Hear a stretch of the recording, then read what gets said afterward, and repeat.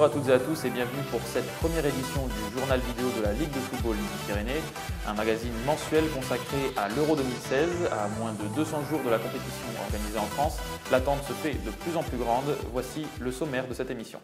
Ancien joueur des Bleus et vainqueur de l'Euro 84 en France, Alain Giresse a accepté notre invitation et revient notamment sur cette fabuleuse épopée et nous parle de l'équipe de France entraînée par Didier Deschamps. Toulouse fait partie des villes hôtes de cet Euro 2016, un chantier tout particulier, celui du Stadium, petit rappel des différents événements organisés par le passé dans l'enceinte violette.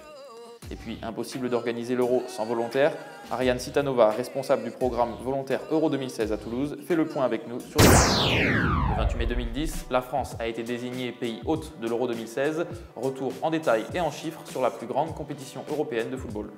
Une compétition qui a déjà souri par 2 fois aux Bleus, en 2000 et en 84, et qui mieux qu'un champion d'Europe pour nous parler de cette compétition avec Alain Giresse qui répond à nos questions. Première question sur l'actualité. Le tirage au sort de l'Euro vient de se faire, donc l'équipe de France a hérité de la Suisse, de l'Albanie et de la Roumanie. Est-ce que pour vous c'est un bon tirage?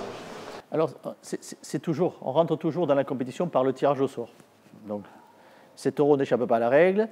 Tirage, et on évalue un petit peu les chances des équipes à travers ce tirage. Bon, et en portant une appréciation. On va dire que le groupe de la France, on ne va pas dire que c'est un groupe compliqué, insurmontable. On va dire que c'est à la portée. On peut considérer que c'est à la portée. Sinon, si on craint ce groupe-là et la valeur des équipes, c'est un petit peu à désespérer. Ce n'est pas le cas. Maintenant, il ne faut surtout pas que ça fasse... ça donne le résultat avant de l'avoir joué, et il faudra après le jouer. Mais c'est tout à fait dans les cordes de l'équipe de France que de pouvoir passer en huitième de finale. De toute façon, il faudra battre tout le monde pour aller en finale. Outre le fait qu'il faudra effectivement battre tout le monde pour aller en finale, il vaudrait mieux peut-être sortir en première position de ce groupe. C'est toujours plus confortable, mais après, évidemment, on sera sur des matchs directs à élimination. Donc là, on sera vraiment, dans un premier temps, il faut prendre le maximum de points. Dans un deuxième temps, il faut battre l'adversaire qui nous a proposé sur un match. Alors cette compétition, vous la connaissez bien. Vous avez soulevé le trophée en 1984. C'est une compétition, en plus c'était en France, justement, donc pour le clin d'œil. C'est quelque chose, je suppose, que vous avez gardé énormément de souvenirs. Vous savez, une compétition, c'est fait pour la gagner. Et donc quand vous gagnez la compétition auquel vous participez, fatalement, l'objectif est atteint et c'est ce qui reste parce que ça élimine tout. Ça élimine tous les commentaires, tout ce que l'on peut évoquer. C'est gagné, point final. Tout le monde est heureux, satisfait. Les joueurs, les supporters, le public, la France entière. Voilà, c'était le cas. Et effectivement, donc c'est un moment fort qui reste dans une carrière. Est-ce que c'est votre plus beau souvenir dans l'équipe de France, du moins? Vous savez, oui, parce que c'est la gagne, oui, parce que c'est la victoire, oui, parce que vous allez chercher la coupe, voilà, et que ça quand même, c'est le but même, c'est le but suprême. On n'est qu'un petit terre, on ne peut pas, même si j'ai eu à l'intérieur de ma carrière des moments forts avec l'équipe de France sur les Coupes du Monde, des moments émotionnels très, très, très forts, rien ne peut empêcher le fait que c'est la victoire qui reste, parce que quand on dit oui, mais là, on a été très bon, mais là, il n'y a pas de mais. On a été bon, pas bon, peu importe. On a gagné, on est victorieux, on est les meilleurs. Toulouse, ville hôte, va accueillir 4 matchs au stadium municipal. L'occasion pour nous de revenir sur les différents événements qui ont marqué l'enceinte de la Ville Rose. Depuis sa création en 1936, le stadium de Toulouse a été le théâtre de multiples spectacles. Parmi eux, on retiendra les Coupes du Monde de 1938 et celle de 1998, ainsi que le match de Coupe d'Europe retour entre le TFC et Naples en 1986. Espérons que les équipes disputant leurs matchs au stadium sauront nous offrir des émotions aussi fortes que celles vécues durant ces rencontres. Une différence sera cependant à constater.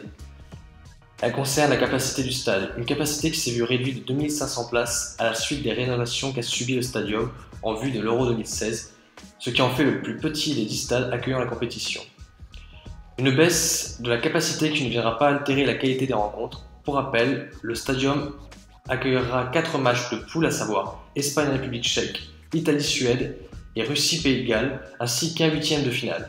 Un 8e qui pourrait être de grande qualité en opposant 2 nations du football, avec d'une part le groupe E, représenté par la Belgique, l'Italie ou encore la Suède, et d'autre part le grand favori du groupe F, à savoir le Portugal. Des possibilités qui ne sont pour le moment que des suppositions. En tout cas, nous pouvons être sûrs d'une chose, c'est qu'il y aura de nombreuses occasions de faire vibrer les 33 500 spectateurs qui viendront assister au match au Stadium de Toulouse. Les volontaires auront une place prépondérante et décisive dans l'organisation de l'Euro, une mission qu'assure Ariane Citanova, responsable du programme volontaire Euro 2016 à Toulouse. Le programme volontaire, c'est en fait mettre de l'huile dans les rouages, c'est mobiliser 550 personnes ici à Toulouse pour donner main forte, prêter main forte à l'organisation dans plein de domaines. Il y a 17 domaines différents, on va dire des médias, les VIP, les accréditations, un peu de logistique. L'idée, c'est de venir en fait accueillir, conseiller, renseigner les gens qui seront là, donc en complément des équipes salariées. Alors aujourd'hui, on a eu 1500 candidatures, on a reçu 75% de ces personnes en entretien depuis juin, donc en 6 mois. Et on est en train de confirmer au fur et à mesure nos volontaires. Donc là, on est presque à 70% de personnes confirmées.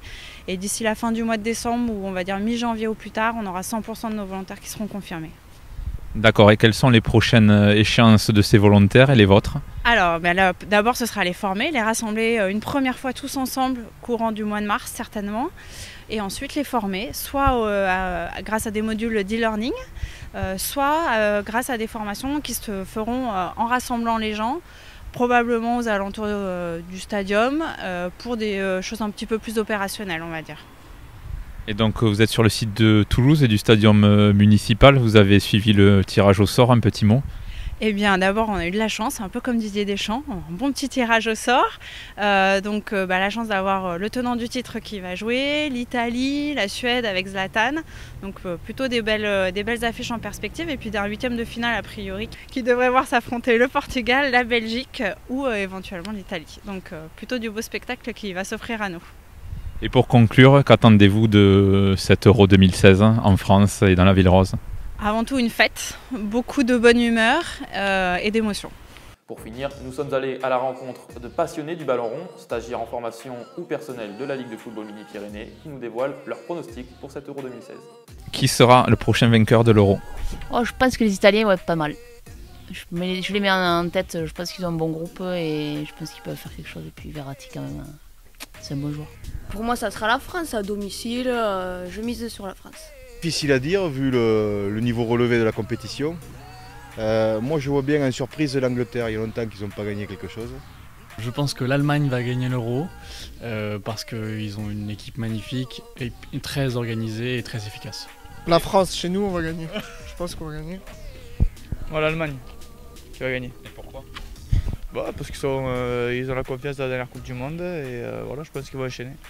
La France, parce qu'on était à la maison et que dès qu'on est à la maison, on gagne en principe.